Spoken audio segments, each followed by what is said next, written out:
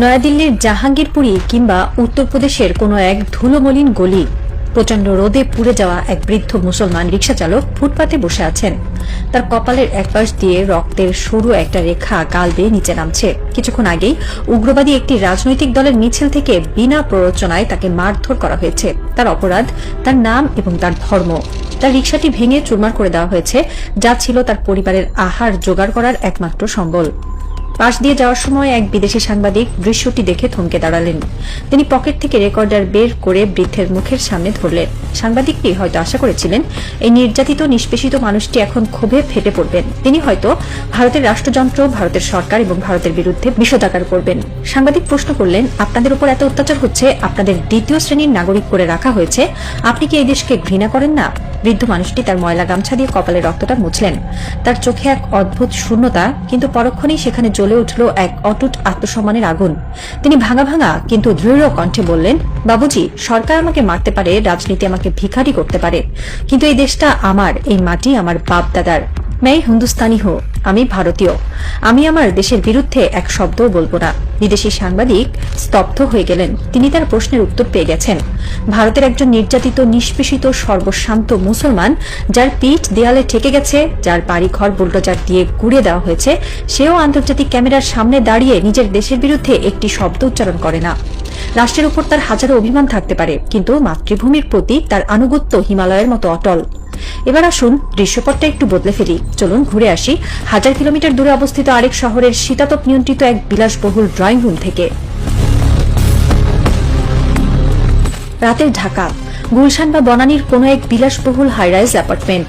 ঘরের ভেতর নরম আলো, ব্যাকগ্রাউন্ডে বাজছে হালকা জ্যাজ মিউজিক। সোফায় গা এড়িয়ে বসে আছেন একজন উচ্চপদস্থ কর্মকর্তা। তার পরনে ইটালিয়ান ব্র্যান্ডের স্যুট, হাতে স্কচ হুইস্কির গ্লাস। তিনি এই রাষ্ট্রের একজন অত্যন্ত গুরুত্বপূর্ণ এবং সংবেদনশীল পদের অধিকারী। হতে পারেন তিনি সচিবালয়ের কোনো দোর্দণ্ড প্রতাপশালী আমলা, কিংবা রাষ্ট্রের কোনো সংবেদনশীল বাহিনীর শীর্ষ কর্মকর্তা, অথবা হয়তো নীতি নির্ধারণী ফোরামের একজন মাস্টার মাইন্ড। তার সামনে বসা একজন ভিনদেশী কূটনীতিক, নির্দিষ্ট করে বললে পার্শ্ববর্তী সেই শক্তিশালী দেশের ইন্টেলিজেন্স উইং এর একজন প্রতিনিধি। কর্মকর্তাটি হাসি মুখে একটি অত্যন্ত গোপনীয় ফাইলে সই করে কূটনীতিকের হাতে তুলে দিলেন। এই ফাইলটিতে যা লেখা আছে তা বাস্তবায়িত হলে বাংলাদেশের 1000 কোটি টাকার ক্ষতি হবে, দেশের সার্বভৌমত্ব মারাত্মকভাবে হুমকির মুখে পড়বে। কিন্তু কর্মকর্তাটির সেদিকে কোনো ভ্রুক্ষেপ নেই। তিনি গ্লাসে চুমুক দিয়ে নিজের মাতৃভূমিকে নিয়ে তাচ্ছিল্য করে বললেন, আরে দাদা, এই দেশের মানুষদের নিয়ে কিচ্ছু হবে না, এরা সব অশিক্ষিত, ব্যাকওয়ার্ড। আপনারা যদি আমাদের গাইড না করেন, আপনারা যদি সাপোর্ট না দেন, তাহলে এই দেশটা তো একদিনেও চলবে না। We need your blessings. নিজের মাতৃভূমিকে, নিজের দেশের মানুষকে ভিনদেশী প্রভুদের সামনে এভাবে নির্লজ্জের মতো অপমান করতে তার গলার স্বর একবারও কাঁপল না। এই হলো বর্তমান বাংলাদেশের সবচেয়ে রূঢ় এবং ভয়ঙ্কর ট্র্যাজেডি। যে দেশে ভারতের একজন রিকশা চালক নিজের রক্ত দিয়ে দেশের সম্মান কেনে, সেই দেশে আমাদের ট্যাক্সের টাকায় বসে থাকা, আমাদের আলো বাতাস খাওয়া একটা গোষ্ঠী নির্লজ্জের মতো ভিনদেশী প্রভুর জুতো পালিশ করে। ইতিহাসের পাতা উল্টোলে দেখা যায়, সিরাজউদ্দৌলার পতনের জন্য রবার্ট ক্লাইভ যতটা না দায়ী ছিলেন, তার চেয়ে 1000 গুণ বেশি দায়ী ছিলেন মির্জাফর, ইয়ার লতিফ আর ঘসেটি বেগমরা। ক্লাইভ তো তার নিজের দেশের স্বার্থ রক্ষা করতে এসেছিলেন। তিনি একজন ইংরেজ, ব্রিটিশ সাম্রাজ্যের বিস্তার ঘটানোই তার কাজ। এতে ক্লাইভের কোনো দোষ ছিল না, কিন্তু মির্জাফররা তো এই মাটির সন্তান ছিলেন। আজকের বাংলাদেশেও সেই মির্জাফরের ডিএনএ বহন করা মানুষের অভাব নেই। খুঁজলে দেখবেন বাংলাদেশের ঘরে ঘরে এমন কিছু মানুষের জন্ম হয়েছে, যারা শুধু সুযোগের অপেক্ষায় থাকে কখন ভারতের হয়ে ওকালতি করবে। এরা সোশ্যাল মিডিয়ায়, টিভির টক শোতে, পত্রিকার কলামে সারাদিন ভারতের গুণগানে পঞ্চমুখ থাকে। ভারত যখন সীমান্তে আমাদের মানুষকে পাখির মতো করে গুলি করে মারে, তখন এরা নিশ্চুপ থাকে। ভারত যখন পানি আটকে আমাদের ফসল মেরে ফেলে, তখন এরা আবহাওয়া পরিবর্তনের দোহাই দেয়। ভারত যখন আমাদের অভ্যন্তরীণ রাজনীতিতে নগ্ন হস্তক্ষেপ করে, এরা তখন সেটাকে বন্ধুত্বপূর্ণ পরামর্শ বলে চালিয়ে দেয়। এরা কারা? এরা কোনো সাধারণ মানুষ নয়, এরা সমাজের অত্যন্ত প্রভাবশালী অংশের প্রতিনিধিত্ব করে। এরা বসে আছে সচিবালয়ের সবচেয়ে গুরুত্বপূর্ণ চেয়ারগুলোতে, যেখান থেকে রাষ্ট্রের পলিসি তৈরি হয়। এরা বসে আছে রাষ্ট্রের সংবেদনশীল বাহিনীগুলোতে, যাদের হাতে দেশের নিরাপত্তার দায়িত্ব। এরা বসে আছে মিডিয়ার নিউজ রুমে, যেখান থেকে প্রতিদিন মানুষের মগজ ধোলাই করা হয়। এরা দেখতে আমাদের মতোই, এরা বাংলায় কথা বলে, ইলিশ মাছ দিয়ে ভাত খায়, পহেলা বৈশাখে পাঞ্জাবি পরে। কিন্তু এদের আসল আনুগত্য, এদের আসল কেবলা হলো নয়াদিল্লির সাউথ ব্লকে। এরা যখন রাতে ঘুমাতে যায়, এরা স্বপ্ন দেখে দিল্লির। এদের ছেলেমেয়েরা পড়াশোনা করে বিদেশে, এদের ব্যাংক অ্যাকাউন্ট সুইস বা সিঙ্গাপুরে।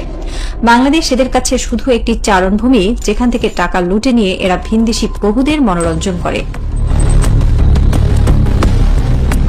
আমরা প্রায় একটা কথা শুনে থাকি, ভারত আমাদের সবচেয়ে বড় শত্রু। সাধারণ মানুষের ক্ষোভ থেকে এই কথাটা বলা হলেও ভূরাজনৈতিক দৃষ্টিকোণ থেকে এই বাক্যটি পুরোপুরি সত্য নয়। সত্য বলতে কি, বাংলাদেশের সবচেয়ে বড় শত্রু ভারত নয়, ভারত একটি বিশাল রাষ্ট্র। তাদের জনসংখ্যা 140 কোটির বেশি, তাদের একটি বিশাল অর্থনীতি আছে, একটি শক্তিশালী সেনাবাহিনী আছে। ভূরাজনীতির নিয়ম অনুযায়ী প্রতিটি শক্তিশালী রাষ্ট্র তার প্রতিবেশী দুর্বল রাষ্ট্রগুলোর উপর আধিপত্য বিস্তার করতে চাইবে। ভারত চাইছে বাংলাদেশকে তাদের একটি স্যাটেলাইট স্টেট বা আজ্ঞাবহ রাষ্ট্র হিসেবে ব্যবহার করতে, যাতে তারা আমাদের বাজার দখল করতে পারে, আমাদের ট্রানজিট ব্যবহার করে নিজেদের উত্তর পূর্ব রাজ্যগুলোতে পৌঁছতে পারে এবং আমাদের ভূখণ্ডকে তাদের নিরাপত্তার ঢাল হিসেবে ব্যবহার করতে পারে। ভারত যা করছে তা তারা তাদের নিজেদের দেশের স্বার্থেই করছে। একজন ভারতীয় নীতি নির্ধারকদের জায়গা থেকে চিন্তা করলে এটি কোনো অপরাধ নয়, এটা হলো রিয়েল পলিটিক বা বাস্তব রাজনীতি। তারা তাদের দেশের প্রতি সৎ, কিন্তু সমস্যাটা কোথায়?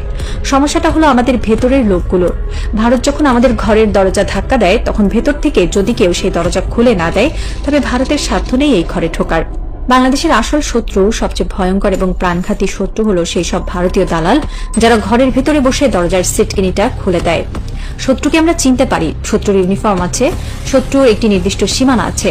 আপনি জানেন যে বর্ডারের ওপরে দাঁড়িয়ে আছে সে আপনার শত্রু, আপনি তার দিকে বন্দুক তাক করে নিজেকে রক্ষা করতে পারেন। কিন্তু যে শত্রু আপনারই ইউনিফর্ম পরে আপনার পাশে দাঁড়িয়ে আছে, যে শত্রু আপনার সাথে একই টেবিলে বসে চা খাচ্ছে আর মুচকি হাসছে, তাকে আপনি কিভাবে চিনবেন?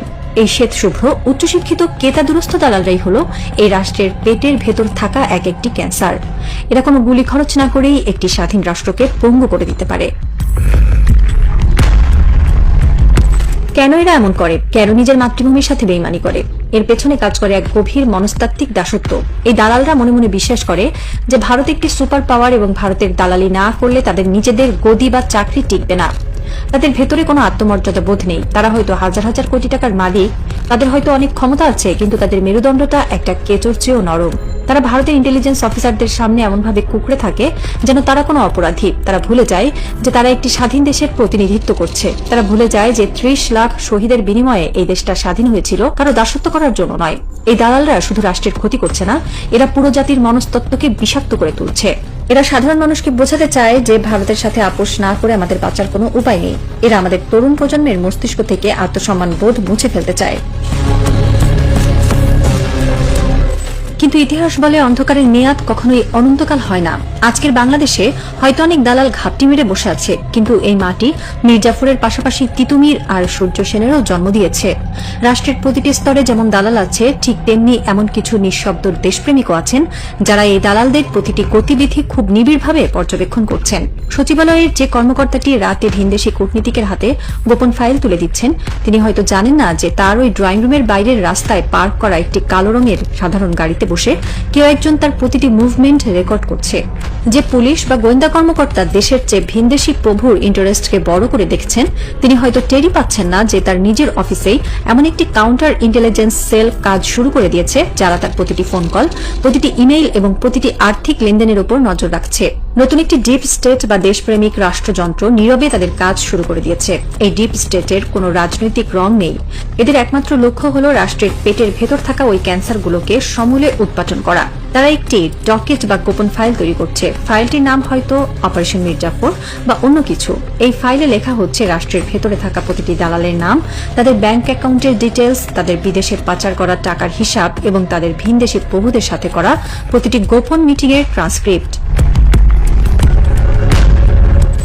রাত গড়িয়ে ভোর হচ্ছে। শীতের সকালের কুয়াশা ভেদ করে সূর্য ওঠার প্রস্তুতি নিচ্ছে। গুলশানের সেই বিলাসবহুল হাইরাইজ অ্যাপার্টমেন্টের কর্মকর্তাটি হয়তো সারা রাত স্কচ খেয়ে এখন গভীর ঘুমে আচ্ছন্ন। তার ঠোঁটে এখনো লেপ্টে আছে সেই তৃপ্তির হাসি। তিনি ভাবছেন তার পদমর্যাদা এবং তার ভিনদেশী প্রভুরা তাকে সবসময় রক্ষা করবে, কিন্তু তিনি জানেন না ঘড়ির কাঁটা উল্টো দিকে ঘোরা শুরু হয়ে গেছে।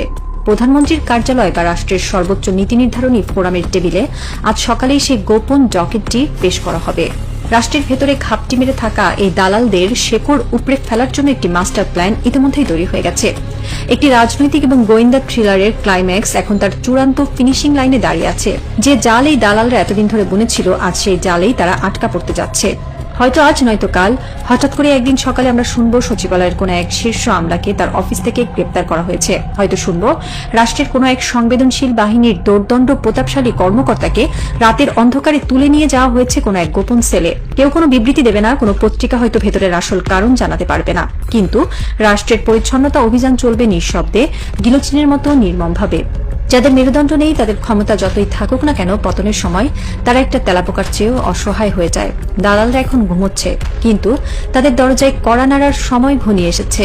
টিক টিক টিক ঘড়ির কাঁটা এগোচ্ছে, আর সেই সাথে রচিত হচ্ছে এক নতুন আত্মমর্যাদাশীল বাংলাদেশের ইতিহাস, যেখানে মীর জাফরদের জন্য কোনো ক্ষমা নেই, কোনো আশ্রয় নেই।